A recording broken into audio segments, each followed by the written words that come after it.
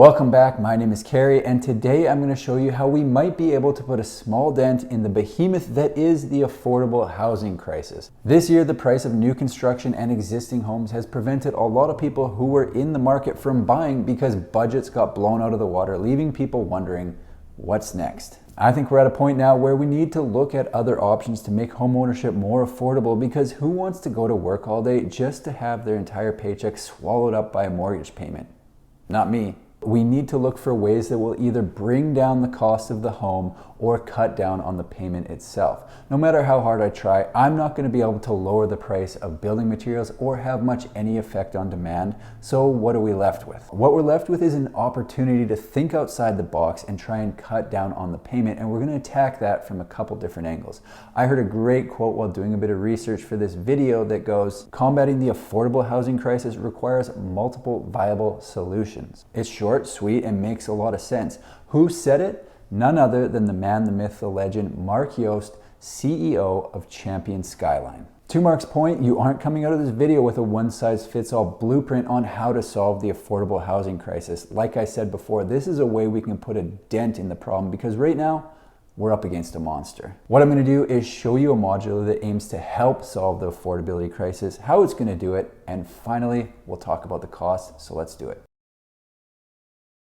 There are a few ways you can cut down on the monthly nut of homeownership, one of which is density. This is a strategy I've actually done with clients where you take an existing property and add a second dwelling. The one I did was on a massive property, so we were able to fit an 18 by 44 foot manufactured home, which works out to 792 square feet. On that particular job, the property was owned by the adult kids of my clients who were nice enough to let their folks put in a second home. This made homeownership a lot more affordable for my clients because they were able to eliminate all land costs. I understand a property that big with kids that generous is a bit of a unicorn, so putting in a home that big isn't really a solution for the masses. However, this video isn't even about manufactured homes, it's about an entirely new class of factory-built homes called ADUs, or accessory dwelling units, which from what I can tell is just a fancy word for small modular, but that's exactly what I like about the ADUs. The size. You don't need a massive 5-acre property to be able to utilize these things. Champion partnered with a company called Urbaneer back in 2019 as a way to combat home affordability because they thought prices were bad back then.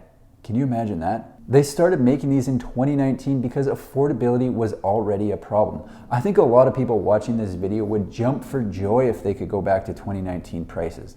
Things have got a lot worse since then. The idea behind the ADU is to add a second dwelling to a property, which can then be used in a bunch of different ways to increase the affordability, which I'll touch on in just a second. Before we get to that, this is their flagship model called the Urbaneer 510, which is 15 feet by 34 feet for a total of 510 square feet. The 510 has everything you need: a full-size bathroom, a laundry area, a nicely laid out kitchen, an open living space, and a bedroom wall that's movable with a Murphy bed so you can put the bed up during the day and open up the space when you don't need it. All of that's packed into a small space, but the well thought out layout and natural light going into the home make it feel quite spacious by the looks of things. The best part though is how it makes life more affordable for the homeowner.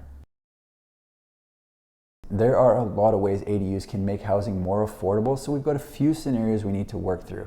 Scenario one is just like my clients did. They added a second dwelling to an existing property, which eliminated the land cost. The family member with the property has the benefit of having loved ones close, but not too close, and a few extra hands around to help with property maintenance. It could be flipped where the kids put the ADU on the parents' property, and whenever they're ready to move on to something else, then we go on to scenario two. Scenario two, an accessory dwelling unit could be added to a property as a source of revenue to help cut down on the monthly cost of home ownership, mortgage, insurance, taxes, stuff like that, which of course makes home ownership more affordable. Where I live, basement suites or basement apartments have become a very popular way to bring in some extra revenue. They're usually 1 or 2 bedrooms and bring in anywhere from $1,000 to $1,500 a month, depending on the size and quality. What I like better about the ADU is it's a totally separate unit, so it isn't actually taking up space within the main house. You get the benefit of the extra monthly revenue just like the basement apartment, but you also get to keep more space within the main home. Scenario 3, they could be used as a primary residence on a smaller lot.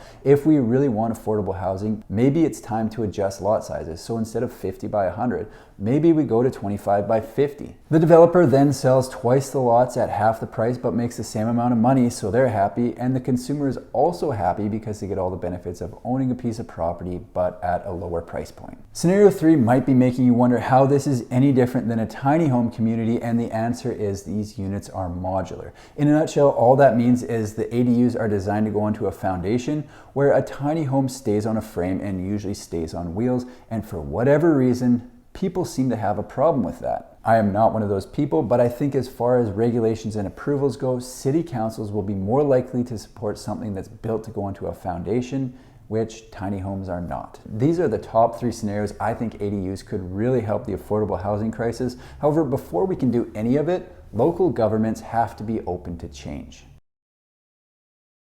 One of the biggest roadblocks I see preventing ADUs from bringing a bit of affordability to communities across North America is a lot of the building bylaws were created when homes were a lot more affordable. So if you read the bylaws in your area, you'll find that minimum lot sizes are regulated, minimum home widths are sometimes regulated, and there could be other bylaws in place that just make it tough to make any kind of significant dent in affordability. For example, where I live, the R8 zone does allow for accessory suites, and they can actually be up to 968 square feet. However, there's another bylaw that says the minimum home width has to be at least 18 feet wide, so that does rule out the Urbaneer 510. The width minimum can be a problem because a lot of factories max out at 16 feet wide. One of the biggest benefits of the ADU is the fact that it's built in a factory. As soon as you take the process inside and build it on an assembly line, the entire thing just becomes a lot more efficient, which of course helps out with the price. Shout out to Henry Ford.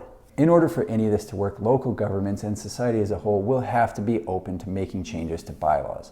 On that note, how much does the Urbaneer actually cost? One article I found from March 2020 said they're around $50,000, but as we know, prices have gone up a lot since then. The factory I deal with has increased prices by about 25% in the last year. So I think it's safe to assume in the States, they're going to be around $60,000 range, and in Canada, probably closer to 90. If we want to increase affordability to housing, one way we can do that is to cut down on the monthly expenses of a home ownership by adding a revenue stream. Until local government, who essentially answer to society as a whole, are open to change, I think these options that could really make a difference will be held up by regulations. Let me know your thoughts on an ADU like the Urbaneer. Would you care if your neighbor got one? I have a feeling it's going to be a case of not in my or my neighbor's backyard mentality.